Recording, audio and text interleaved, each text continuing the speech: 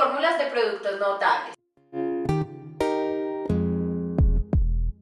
Si tenemos A y B, números reales cualesquiera, entonces se define la primera fórmula como la suma y producto de términos iguales. Esta nos dice que si tenemos A menos B por A más B,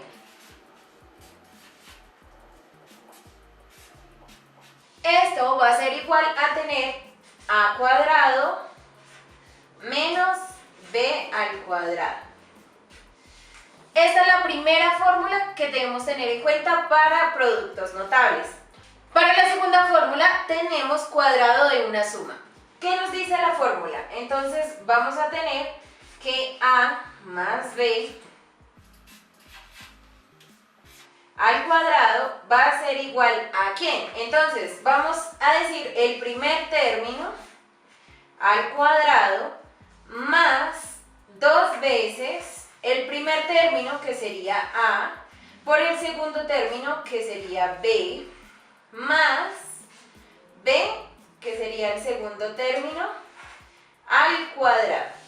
Entonces, por lo general, nosotros decimos un trabalenguas para los cuadrados de una suma. Decimos el primer término al cuadrado más 2 veces el primer término por el segundo, más el segundo término al cuadrado. Ahora nosotros vamos a ver el cuadrado de una diferencia. En este nos dice que A menos B al cuadrado va a ser igual a A cuadrado, el primer término al cuadrado, menos 2 veces el primer término, que sería A, por el segundo término, que sería B, más B, que sería el segundo término, al cuadrado. ¿Cuál es la diferencia entre el cuadrado de una suma y el cuadrado de una diferencia o de una resta? Nosotros vamos a tener que lo único en que cambia es el signo que lleva en la mitad.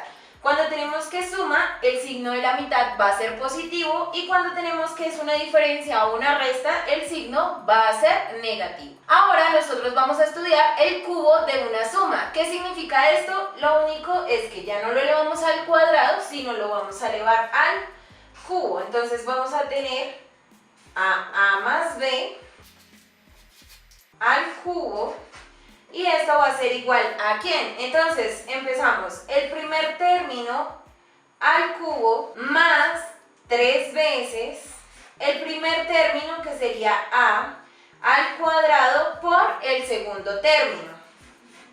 Ahora vamos a tener más 3 veces el primer término por el segundo término al cuadrado. Entonces, ¿en qué cambia esta fórmula? Lo que vamos a tener es que ahora ya el número no va a ser 2, sino va a ser 3, y además vamos a tener que los exponentes de las variables para la variable A van a ir disminuyendo y para la variable B van a ir aumentando. Entonces, por ejemplo, vamos a tener A a la 3, luego vamos a tener A a la 2, luego vamos a tener A, y luego vamos a tener A a la 0 o simplemente 1. Por otro lado, vamos a tener B a la 0, o sea 1, luego vamos a tener B, luego vamos a tener B cuadrado, y luego vamos a tener B cubo. Por último, vamos a tener el cubo de una diferencia, en el cual nos dice que A menos B al cubo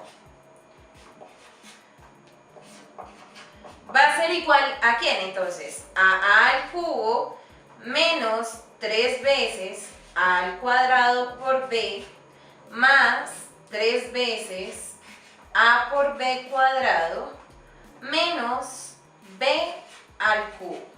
Entonces ustedes se preguntarán en qué se diferencia esta fórmula a la anterior. Vamos a tener que se diferencian simplemente en los signos. Por ejemplo, la anterior era solamente números positivos, pero para la última fórmula nosotros vamos a tener que vamos a utilizar el signo más, signo menos, más, menos. Van a estar intercalados los signos.